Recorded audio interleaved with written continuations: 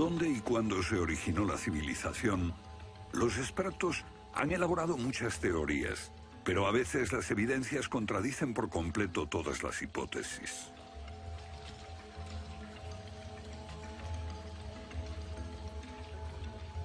Bajo el suelo congelado de Siberia se han encontrado especies animales extinguidas por un repentino cataclismo global, como el mamut gigante. También se han descubierto mapas muy antiguos que muestran la Antártida siglos antes de que fuese descubierta. Este mapa tiene centenares de años y describe la auténtica configuración de la Tierra de la reina Maud, que está oculta bajo 1 kilómetro de hielos, y su configuración real no se conoció hasta 1949. Hace 100 años, un arqueólogo concluyó que la antigua ciudad de Tiahuanaco, en Bolivia, fue un observatorio estelar alineado con el Sol y las estrellas. Calculó que tendría 17.000 años. Su afirmación fue puesta en ridículo hasta hace poco tiempo. La única corrección que yo haría se debe a que ahora contamos con mejores mediciones, y sospecho que su antigüedad sería de unos 12.000 años. Tiahuanaco es la ciudad más antigua que conocemos en toda la Tierra.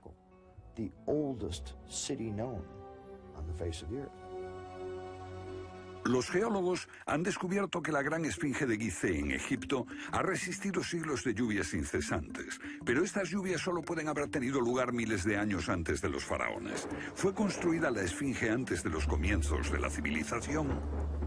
Lo que se pone en cuestión es la historia completa de la civilización. Puede que no haya ido en línea recta desde los estúpidos cavernícolas hasta los hombres tan listos de hoy con sus bombas atómicas. A veces, las pruebas que se hallan rompen todas las reglas. En este documental entrevistaremos a personas que están juzgando meticulosamente esas evidencias y elaboran nuevas teorías que pueden cambiar nuestra idea de la civilización humana. Esta enorme cara fue tallada por los antiguos olmecas de México. Se cree que tiene al menos 2000 años y es inequívocamente africana. Sin embargo, se supone que los negros no llegaron a América hasta después de Colón.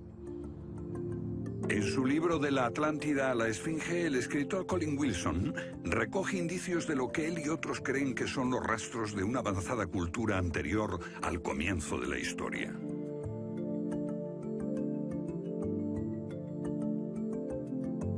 El filósofo griego Platón describió de manera precisa dicha civilización que, según le dijeron los sacerdotes egipcios, surcaban los mares miles de años antes, hasta que fue destruida por un terrible cataclismo.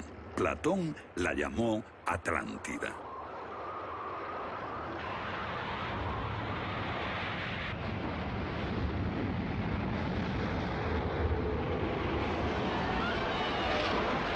La Atlántida.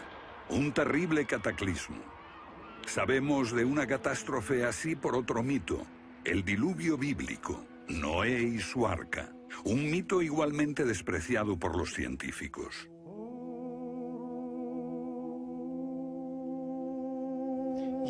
Cuando rechazan el diluvio bíblico y a Noé y el arca como una fábula, los científicos están ignorando el hecho de que hay cientos de mitos de diluvios en todas las culturas, aparte de las narraciones de Mesopotamia y de los hebreos, que dicen lo mismo sobre un desastre planetario que virtualmente borró al género humano antes del comienzo de la historia conocida.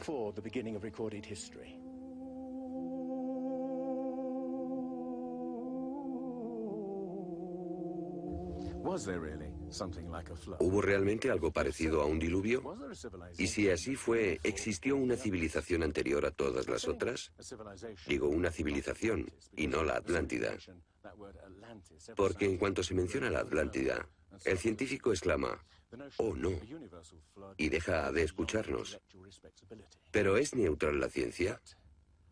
¿Lo es realmente cuando afirma «limítese a los hechos como punto de partida»? La ciencia ha tendido a centrarse más en teorías que en hechos. Una teoría surge para explicar unos hechos, pero otros se dejan de lado. Nuevas evidencias pueden cuestionar la teoría, pero con frecuencia también son ignoradas. Llamamos a estos hechos anomalías. Son evidencias que no encajan en la teoría. En su polémico libro Arqueología Prohibida, los científicos Thompson y Cremo muestran lo que ocurre cuando una evidencia contradice las teorías científicas. En los últimos 150 años, los arqueólogos y antropólogos han enterrado tantas evidencias como las que han desenterrado, literalmente. Básicamente estamos ante lo que llamamos un filtro del conocimiento. Este es un rasgo fundamental de la ciencia y de la naturaleza humana. La gente tiende a filtrar cosas que no convienen. Cuando los científicos ven que algo no se ajusta al paradigma aceptado, tienden a eliminarlo. No se enseña, no se discute, y la gente ni siquiera se entera de ello.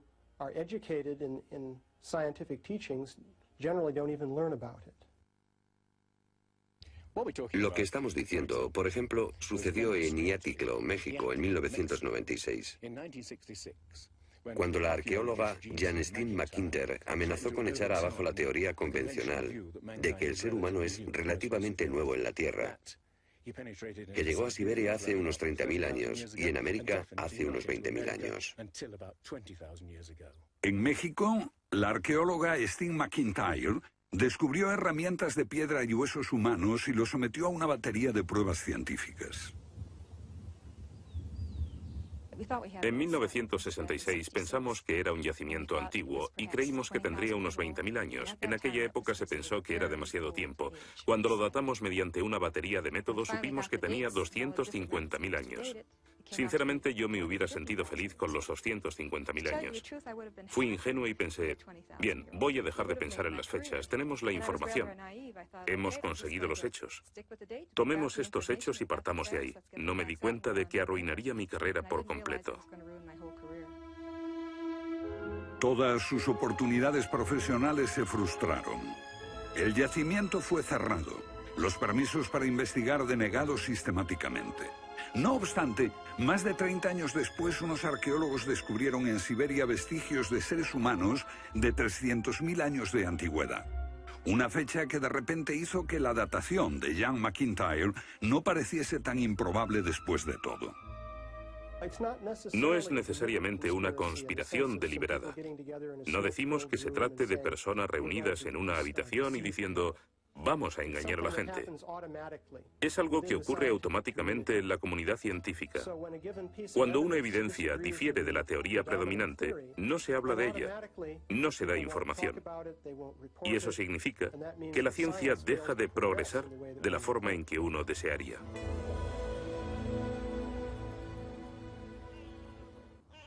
¿La ciencia está pasando por alto evidencias de un pasado que hemos olvidado?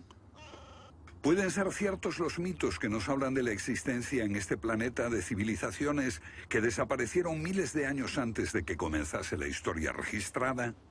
Una nueva clase de investigadores está estudiando las anomalías que la ciencia tiende a descartar. Se plantean preguntas que pueden cambiar nuestro concepto sobre la historia humana. La fortaleza inca de Sacsayhuamán, de edad indeterminable y construida por gente que carecía de metales duros o de cemento, que no conocían la polea, ni la rueda, ni la grúa. Solo miren esta piedra. He contado 11 ángulos. Debe pesar más que 200 coches juntos y revela la increíble habilidad de la gente que la hizo. Y también algo más. Una capacidad asombrosa para manipular objetos de este tamaño. ¿Cómo diablos las levantaban? Bolivia. Las misteriosas ruinas de Tiahuanaco. La misma habilidad manual, una capacidad de construcción que resulta inexplicable. Las piedras están perfectamente ensambladas. Intentemos insertar una aguja en cualquier punto de las junturas. La aguja no entra.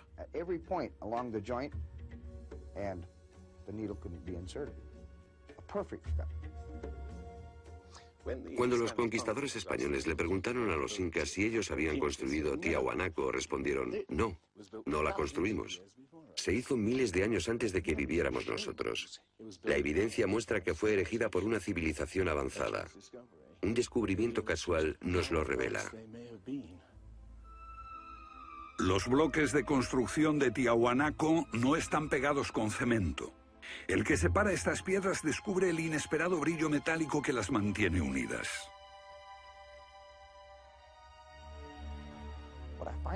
Lo que encuentro asombroso es que para trasladarlas a cada uno de los lugares donde empleaban este material, ellos tenían que contar con una especie de planta de fundición móvil para licuar el metal. Y aquí hay un uso similar de tornillos metálicos y piedras finamente unidas, como esta en forma de L. Pero estamos en otro continente. África, Egipto, la tierra de las pirámides. Las 3 pirámides de Gizeh, una maravilla del mundo antiguo. Otro pueblo que no conocía la rueda, ni la polea, ni la grúa. ¿Cómo podían transportar bloques de 100 toneladas? Su tecnología no se puede explicar ni imitar. Soy ingeniero y puedo decirles que levantar bloques de este tamaño, de este peso, requiere una grúa especial. Una gente que carecía de tales grúas, o de una simple polea, o una rueda, empleando herramientas de cobre, ¿cómo pudieron hacerlo? Bobal cree que la Gran Pirámide de Gizeh era mucho más que una tumba y que revela un sorprendente nivel tecnológico. En su libro Guardián del Génesis, Robert Bobal y Graham Hancock enumeran muchas hazañas inexplicables. Chris Dunn, experto en perforaciones. Bueno, permítanme una pregunta. ¿Cómo cree que lo hicieron? El sarcófago de la Cámara del Rey. ¿Cómo lograron unos constructores primitivos que la superficie interior encajase con la superficie de la piedra del sarcófago al milímetro? Esta habilidad requiere profundos conocimientos de física. Es un misterio como la perforación misma. Primitivamente, la típica manera de hacerlo sería con una sierra de arco, un berbiquí. Introducirían la herramienta en la pieza usando arena o un diamante, pero pienso que eso supondría mucho tiempo, muchos años para hacerlo.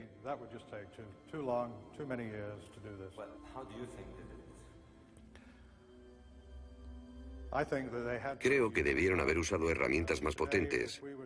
Hoy, para perforar esto, tendríamos que hacerlo a una velocidad de 6-10 milímetros por revolución de taladro en el granito. Ellos lo hicieron más rápido de lo que lo haríamos nosotros. Más rápido, investigadores como Chris Dunn se preguntan acerca del propósito de emplear este raro instrumento en un friso oculto. ¿Taladros superpotentes?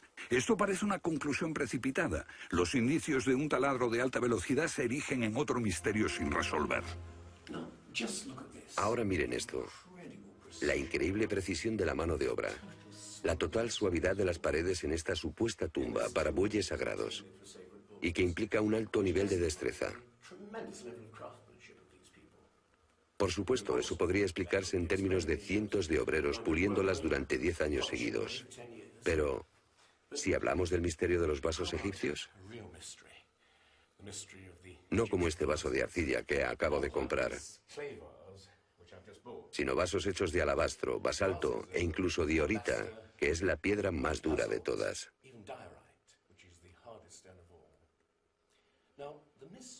Es bastante fácil ver cómo se podría ahuecar taladrando directamente hacia adentro.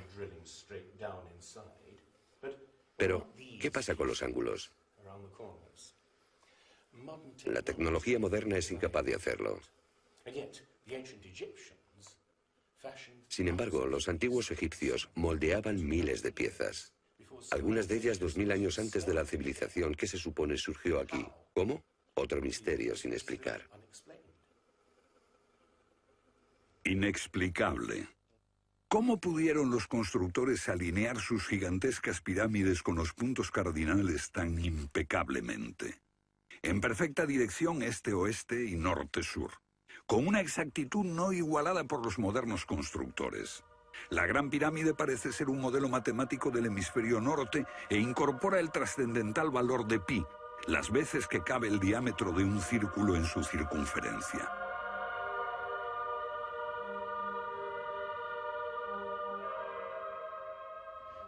Está claro que lo que aquí tenemos es un avanzado sistema de matemáticas y tecnología, en un tiempo que no conocía su existencia. Para lograr estos resultados, los antiguos constructores tenían que usar un eclímetro de 52 grados. Cualquiera otro no valdría. Pero no solo los egipcios conocían el valor pi. Ese valor también está representado en la pendiente de esta pirámide y en el extraño ángulo que le dieron sus constructores, en Teotihuacán, México, el lugar que los indios llamaban Ciudad de los Dioses.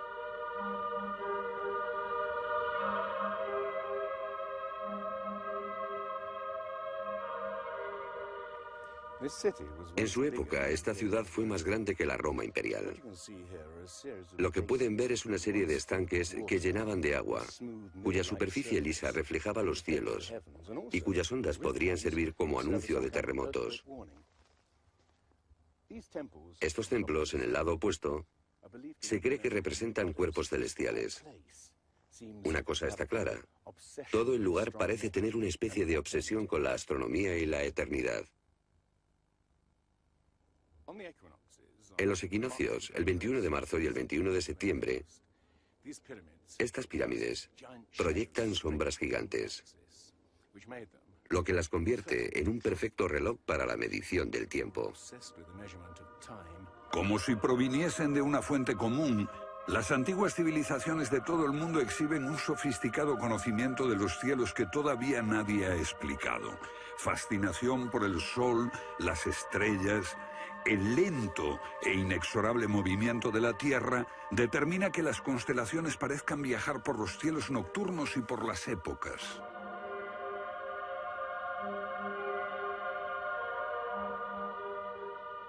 Según los estudiosos, los antiguos egipcios no tenían un gran conocimiento de la astronomía. Pero en el templo de Dendera hay muestras de su sofisticado conocimiento del cielo. Miren las constelaciones del zodíaco: Leo, Tauro, Piscis. Y aquí, la constelación de Orión. Bauval cree que la astronomía es la llave de muchos misterios de las pirámides. Los antiguos egipcios veían en la constelación de Orión a su dios Osiris, señor de los muertos y la vida ultraterrena. Bauval halló el reflejo de ese dios en las pirámides de Gizeh.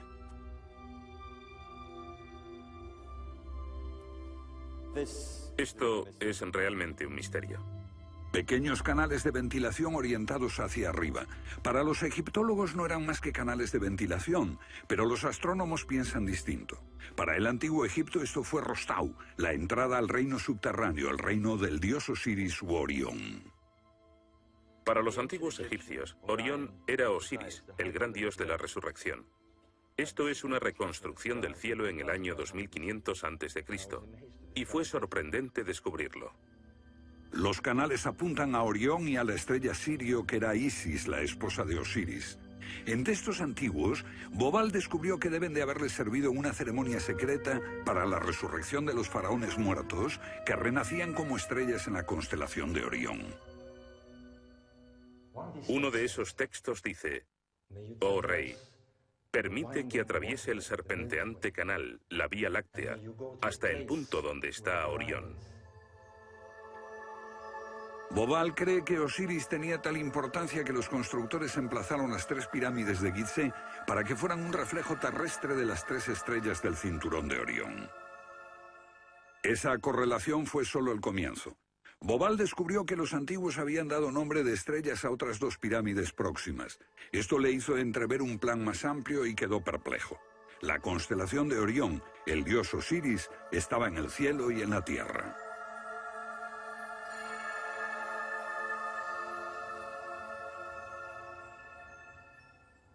México, donde Teotihuacán presenta otro paralelo. Una leyenda la llama la ciudad de los dioses y sugiere que su propósito era convertir a los hombres en seres celestiales. Como ocurre en Egipto con las pirámides de Giza, los mitos hablan de la reencarnación en las estrellas. Ese es el secreto de Teotihuacán.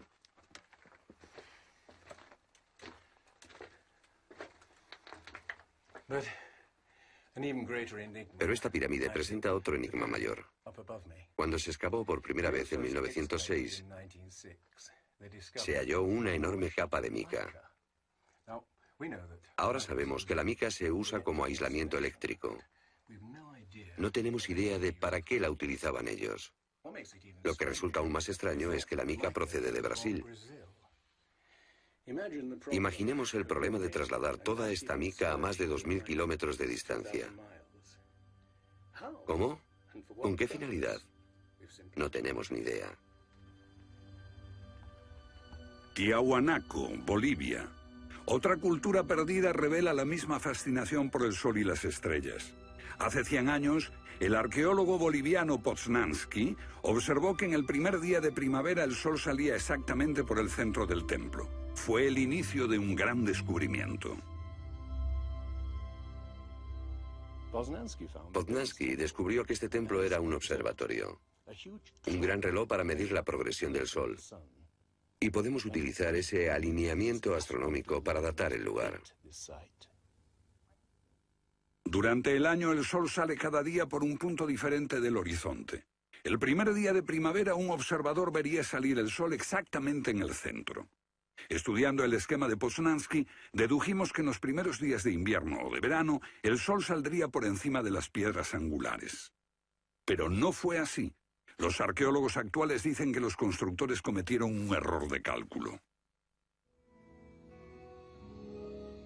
Después de observar la perfección con la que se construyó este sitio, con piedras de 100 toneladas, sugerir que los marcadores del solsticio están mal alineados me parece increíble. Neil Stide hizo una completa verificación de los cálculos de Poznański. Midiendo el ángulo de las piedras angulares y comparándolo con las posiciones actuales de salida del sol, Poznański calculó que Tiahuanaco fue construida hace 17.000 años. En ese tiempo, la inclinación del eje de la Tierra era ligeramente distinta de lo que es hoy en día y el sol habría salido directamente encima de las piedras angulares.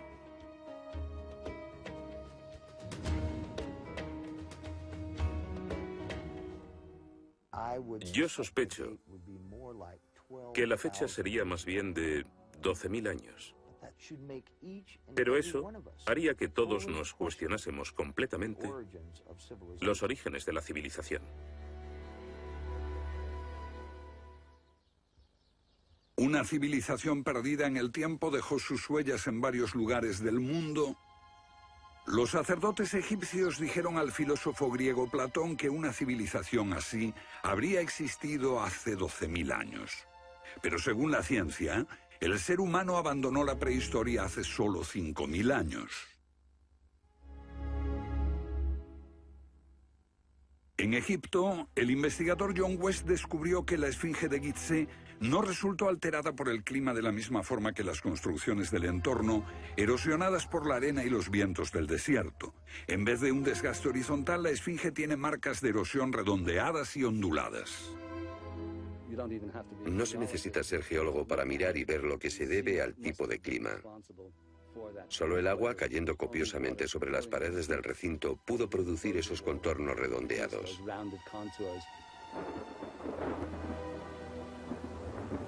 ¿Agua en el desierto del Sáhara? Ciertamente no en tiempos de los faraones. Para eso hay que trasladarse a finales de la era glaciar. Unos 10.500 años antes de Cristo, miles de años antes de que existiesen los faraones. ¿Pero por qué entonces la esfinge tiene cabeza de faraón?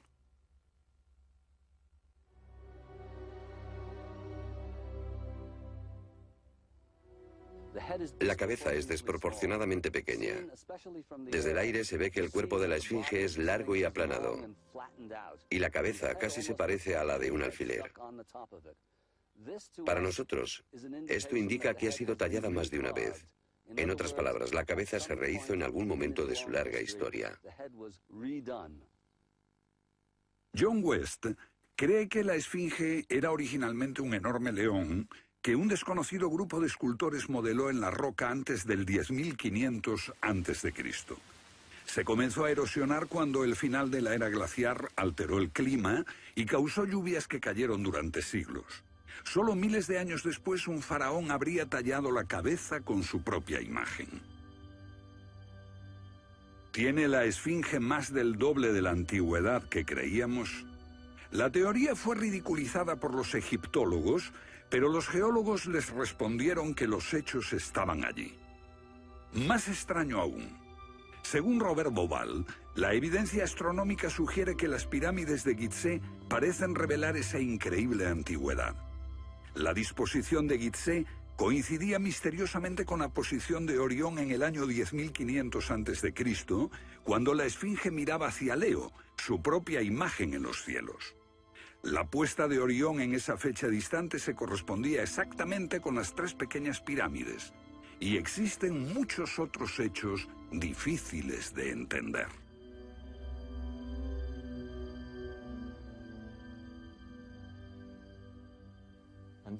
Esto coincide exactamente con las ideas que se desarrollaron tras los análisis geológicos de la esfinge. Dos ciencias sólidas indican que la esfinge podría remontarse al año 10.500 a.C.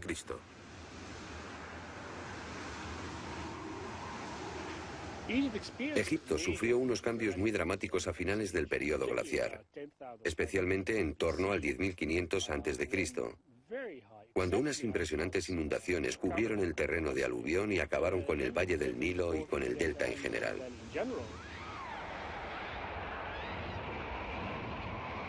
«10.500 años antes de Cristo, un periodo de inundaciones. ¿Pudieron los diseñadores de Gizeh remontarse a un tiempo tan distante? El tiempo de sus mitos dice que el dios Osiris y sus asistentes ascendieron del caos para traer los primeros frutos de la civilización. ¿De dónde vinieron?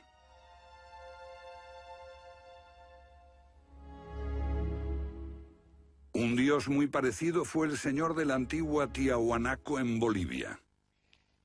Aquí, en esta misteriosa ciudad de Tiahuanaco, era el dios que ellos adoraban.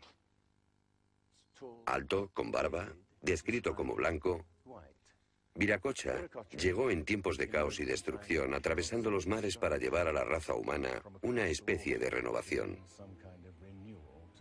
El dios blanco Viracocha.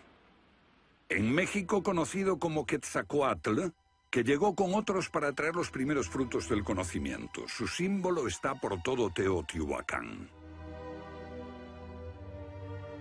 La serpiente emplumada, símbolo del enigmático dios Quetzalcóatl que llegó desde el este después de tremendos cataclismos para traer la civilización a esta parte del mundo. ¿Pudieron dioses como Osiris, Viracocha y Quetzalcóatl haber sido personas reales que llegaron de muy lejos? ¿Eran supervivientes de un cataclismo que destruyó sus hogares y su civilización? Ahora la pregunta que nos hacemos es esta. ¿Existió una remota civilización, hasta ahora sin identificar, que llegó a Egipto, México y Sudamérica? ¿Y que dejó su impronta en un cuerpo de conocimientos, por difícil que sea de discernir?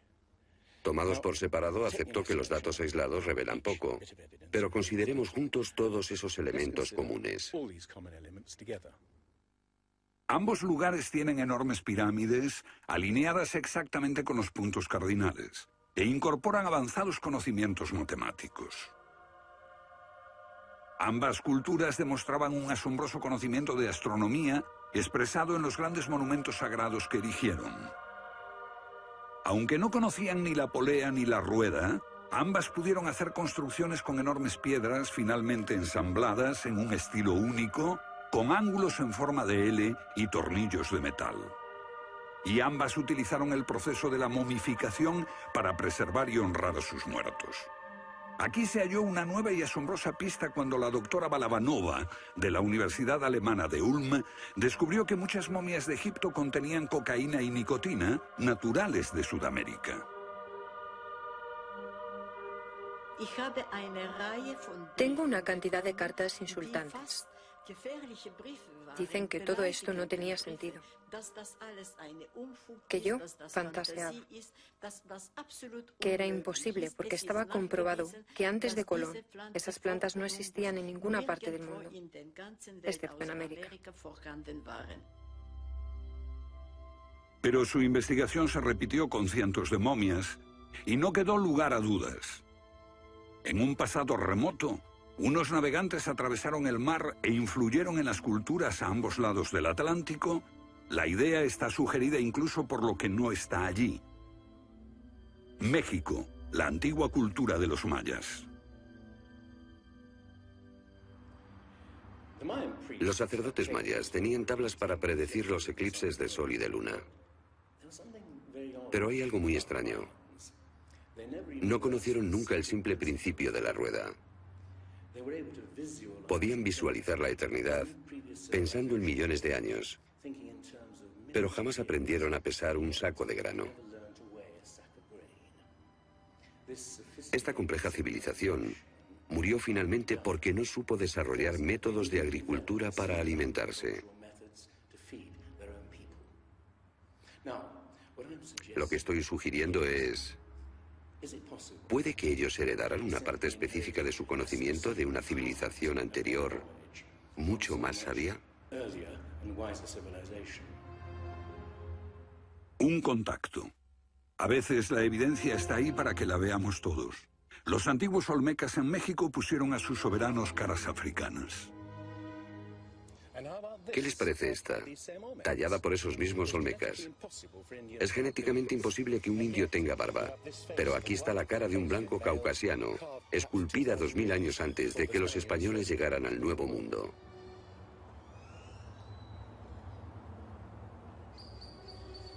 Caras de africanos y de caucasianos esculpidas muchos siglos antes de Colón. ¿De dónde vinieron? ¿Cómo llegaron aquí? ¿Cómo influyeron en la más antigua cultura de América Central, en la cultura madre de México? Lo que todos los arqueólogos saben es que de pronto se materializaron alrededor del 1500 a.C.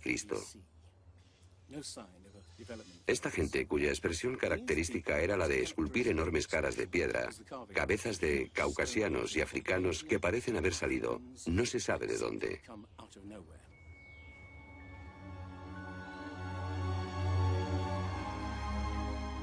Oaxaca, la antigua ciudadela del Monte Albán.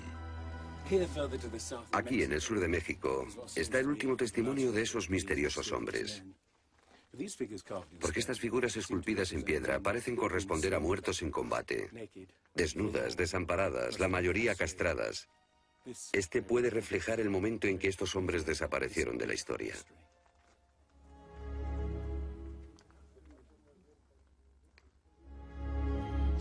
Entonces, ¿hubo una compleja civilización de navegantes que cruzó el Atlántico siglos antes de Colón?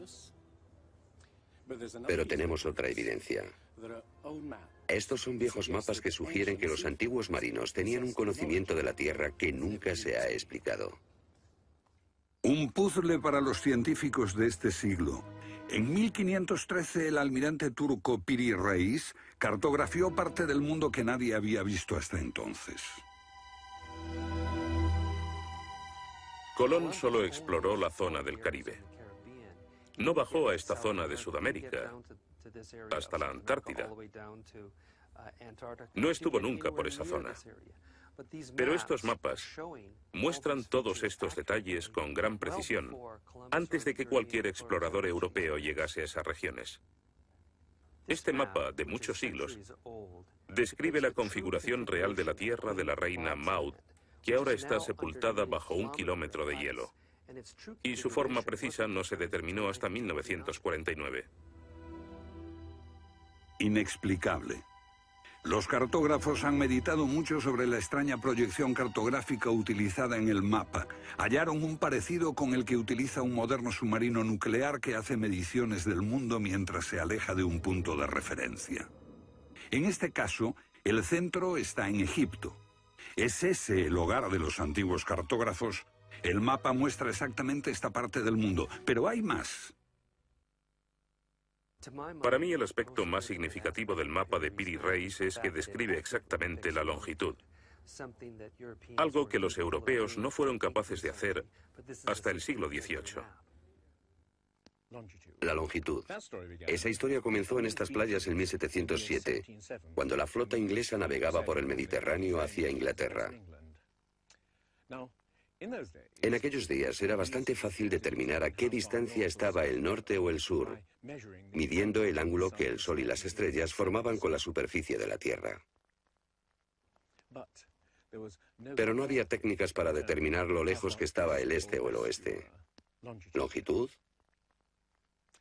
El almirante Sir Clutley Safel se enfureció cuando un marinero del oeste del país le dijo que estaba alejándose unas 20 millas del este y era probable que la flota naufragase en la costa.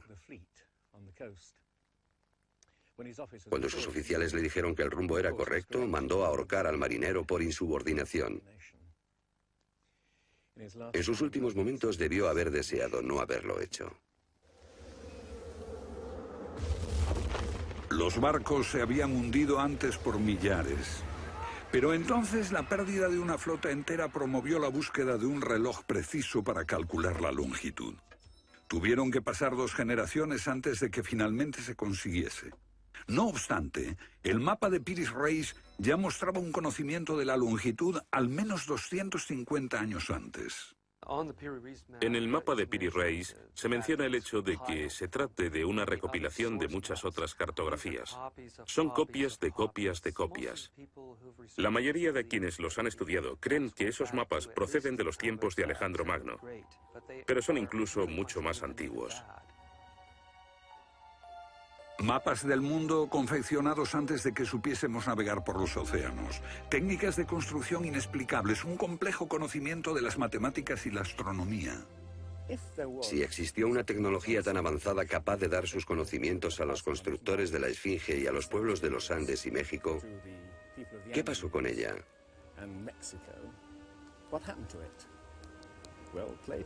Platón dice que existió esa civilización avanzada tecnológicamente y capaz de surcar los océanos del mundo, la Atlántida, situada en una enorme isla-continente. Rechazando una civilización perdida, la ciencia niega también la idea de una catástrofe global que la destruyó. Pero Platón y la Biblia no son las únicas evidencias. El Popol Vuh, libro sagrado de los mayas, habla de enormes marejadas e inundaciones que azotaron el mundo durante meses. Una lluvia fría y negra indescriptible y granizo. Los antiguos hablaban de tiempos de caos, de inundaciones y oscuridad de los cuales emergieron los dioses para dar forma a la tierra de Egipto.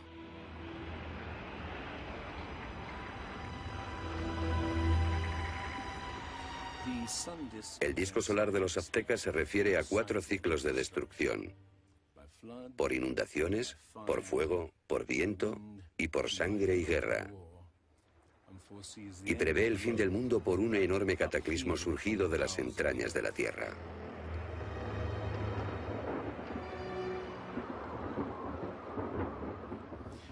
Otros mitos de la América antigua hablan de inundaciones apocalípticas y torrentes de fuego, de erupciones volcánicas y terremotos. Un pasado que no podemos recordar ni olvidar.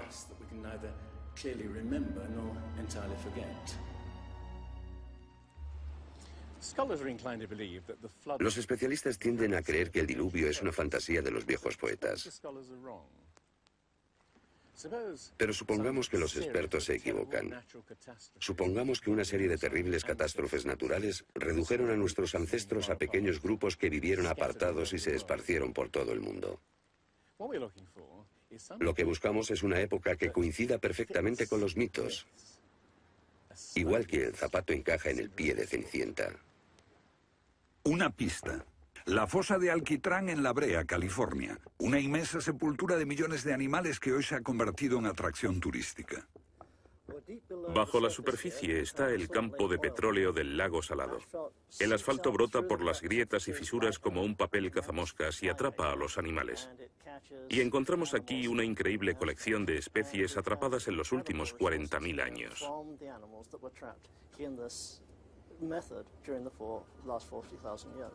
Esta fosa de Alquitrán puede leerse como un libro de tiempos remotos, cuando abundaban los animales y nosotros no los considerábamos como originarios de América. Mamuts, elefantes, rinocerontes, perezosos gigantes, tigres sable, incluso caballos y camellos. Después Una tremenda catástrofe los barrió, al parecer, en unas pocas décadas, en torno al 10.500 a.C., hace más de 12.000 años.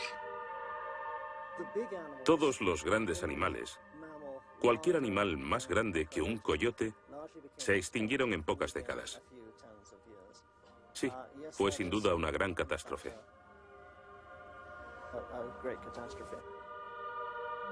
Un registro de la catástrofe. El fin de la era glaciar. En el 10.500 a.C., hace más de 12.000 años. Temperaturas que habían permanecido relativamente estables durante miles de años de pronto se elevaron. Un aumento de temperatura de más de 5 grados en un abrir y cerrar de ojos. Solo entre 3 a 10 años. Se trata del asombroso descubrimiento de unos científicos que perforaron la capa de hielo en Groenlandia para investigar los cambios en la atmósfera. El hielo de Groenlandia ha sido llamado por algunas personas la piedra roseta del clima, porque ver que el clima puede cambiar tan rápidamente es un enorme descubrimiento. Y este cambio ocurrió en un periodo de entre 3 años y una década. Hemos observado cambios espectaculares en la química de la Tierra. Y descubrimos que en un periodo en el que las placas de hielo estaban empezando a derretirse, es cuando tenemos más señales de sedimentos volcánicos y de mayor magnitud, mayores concentraciones que en cualquier otro periodo en los últimos 110.000 años.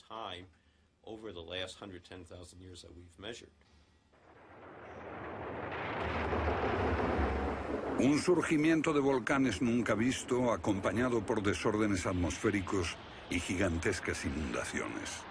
Porque mientras las placas de hielo de más de 1 kilómetro de espesor se derretían en pocos años, el nivel de los mares aumentaba dramáticamente. De repente, los mares ocuparon lo que había sido suelo seco.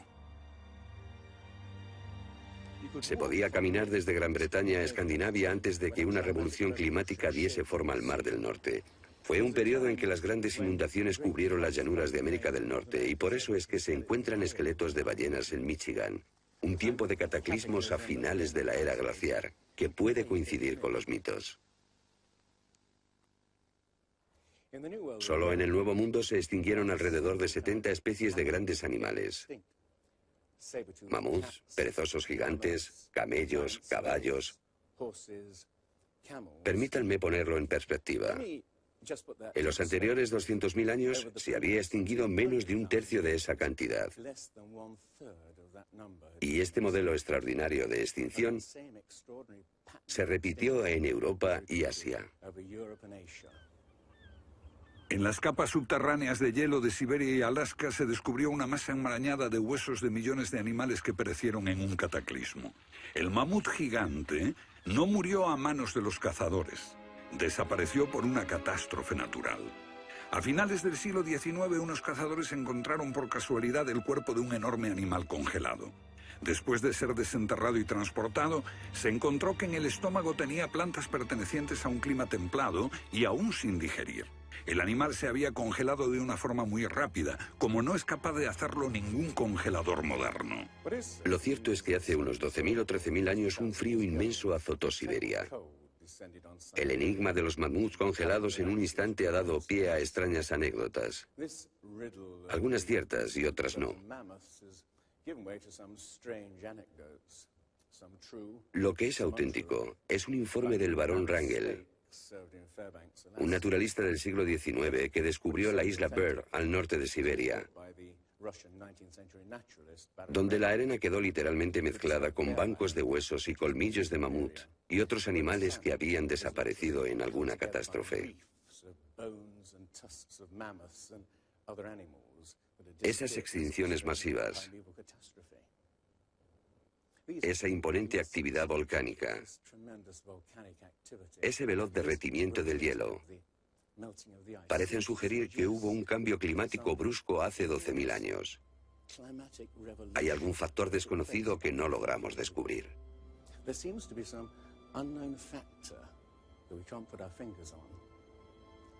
El fin de la era glaciar. ¿Qué provocó esa revolución? He aquí la gran cuestión. ¿Qué causó el cataclismo? Una de las mejores ideas la ha planteado Charles Hapgood, Él sugiere un desplazamiento repentino de la corteza terrestre. Toda la corteza de la Tierra es solo un tercio de un 1% de la masa terrestre. Como la piel de una naranja, si se suelta, se mueve. Más fina que una cáscara de huevo, la corteza de la Tierra queda apoyada en un interior líquido. La teoría imperante sobre la corteza terrestre es la de las placas tectónicas. Los continentes se separan lentamente durante cientos de millones de años, aunque la ciencia rechazó esa teoría durante más de medio siglo. Ahora niega también la idea de que la corteza pudo moverse en su conjunto y repentinamente. Pero un científico quedó hipnotizado por la idea. Se llamaba Albert Einstein.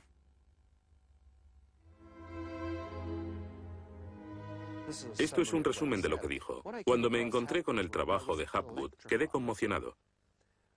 Se trataba de una idea simple, pero que podría explicar una serie enorme de problemas. Hapgood tenía esa teoría. La cuestión era cuál fue el mecanismo que puso en movimiento al gigantesco conjunto. Y fue Einstein quien planteó una sugerencia. La enorme cantidad de hielo que rodea a los polos puede tener 3 kilómetros de espesor. Esos incontables miles de millones de toneladas de hielo, si se formaran de un modo desproporcionado, harían que toda la Tierra se sacudiese como una rueda, con un enorme peso colocado en su borde. Esta vibración bastaría para hacer que la corteza de la Tierra se moviese súbitamente. Hace 55.000 años el Polo Norte estaba cerca de Europa, pero de pronto se desplazó hacia la bahía de Hudson, en Canadá. Y en torno al año 12.500 a.C. se volvió a mover casi 2.000 millas hasta donde está actualmente. O es mejor decir que las tierras y los mares atravesaron el polo, impulsados por un repentino desplazamiento de la corteza terrestre. De ser así, esta es una de las cosas que habían ocurrido al final de la era glaciar. El desplazamiento impulsó a América fuera de la zona polar. El mar en el norte se congeló con una fina capa de solo unos metros de espesor. La inmensa vieja capa de hielo de Norteamérica, con más de 1,5 kilómetros de grosor, se derritió rápidamente en pocos años. Ahora, lo que es muy interesante de la teoría de Hapgood y Einstein es que también explica bastante bien algunos otros mitos, independientemente del diluvio. Hay mitos sobre tremendos terremotos, catástrofes volcánicas, lluvias negras cayendo del cielo, congelación repentina, congelación del suelo. Y podemos ver que un ejemplo de esto es precisamente lo que pudo pasar si la corteza terrestre se desplazó. Con bastante rapidez, las áreas que antes habían estado congeladas pasarían a ser zonas cálidas, y así se explicarían hechos como el rápido congelamiento de los mamuts en Siberia. Si el desplazamiento de la corteza terrestre causó el diluvio que aniquiló una civilización, ¿dónde estaba esa civilización? Algunos investigadores creen haberla hallado en la isla griega de Santorini, que fue devastada por una terrible erupción, o en la antigua Troya, o en la isla alemana de Heligoland, casi arrastrada hacia el Mar del Norte. Pero no se ha encontrado nada. Y es precisamente este problema lo que ha hecho descartar la Atlántida de Platón como una propuesta seria. Veamos. Los oceanógrafos han cartografiado los suelos oceánicos y sencillamente no hay ningún continente perdido. ¿O sí? Platón describe la Atlántida como una vasta isla-continente con montañas, situada en medio del océano. Y el océano, por supuesto, es el océano que rodea toda la Tierra. Fue más tarde que comenzamos a dividir el océano en diferentes partes, llamándolo Atlántico, Pacífico, etc. En realidad el mundo tiene un solo océano. Y los mitos de todo el mundo son muy explícitos acerca de lo que pasa. El Zen-Avesta, de la literatura védica, describe que esa isla no solo se destruyó tras un diluvio, sino que está cubierta por nieve y hielo. De modo que estamos buscando una isla cubierta de nieve en medio del océano, y una gran candidata para este papel es la Antártida. Si el Polo Norte se desplazó, también debió hacerlo el Polo Sur. Flennat cree que hace 12.000 años una parte de la Antártida permanecía en zonas templadas y pudo haber albergado una civilización que desapareció cuando el continente se convirtió en el Polo Sur. Esa es la explicación que él encuentra en los mapas que muestran partes de la Antártida que están debajo del hielo. El almirante turco Piri Reis demuestra un conocimiento de la Antártida que no debería de tener. Tras examinarlos, especialistas en cartografía de la Armada y de las Fuerzas Aéreas nos dicen: hemos hecho comparaciones de picos salientes y de montañas. Hemos descubierto que coinciden de forma asombrosa. Lo que debemos enfatizar es que no estamos hablando de un mapa, el mapa de Piri Reis, que podría cuestionarse. Estamos hablando literalmente de docenas de mapas. Por ejemplo, el mapa Phineus de la Antártida es sumamente preciso en cuanto a la configuración, mostrando sistemas fluviales que existieron allí, pero que no se conocían en el siglo XVI. La Antártida no fue descubierta hasta cerca del año 1800. Entonces, ¿cómo pudieron los cartógrafos europeos representarla? Solo, cree Flenard, si ellos la copiaron de copias de otras copias de mapas que se remontan milenios atrás. Hace solo unos 25 años supimos que bajo la capa de la Antártida existían unas islas, un continente bajo un océano helado. Sin embargo, esa información ya estaba aquí, en este mapa. Estas islas de aquí corresponden a este área, y el modelo de nevadas aquí es muy intenso.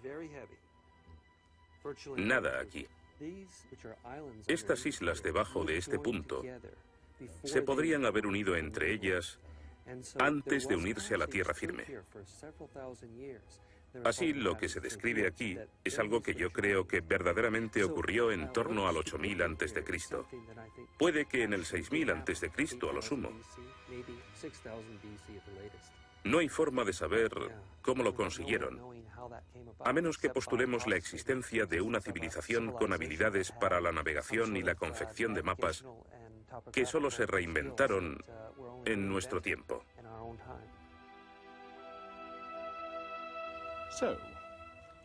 ¿Fueron los comienzos de la civilización humana más remotos de lo que suponíamos? Puede que uno sienta que muchos elementos de esta hipótesis suponen conjeturas extravagantes que, vistas por separado, pueden ser todas discutibles. Pero si juntamos esas piezas, como las piezas de un puzzle, se empieza a ver que surge un modelo. Una civilización que se desvaneció y fue olvidada mucho antes de que comenzase el registro de la historia.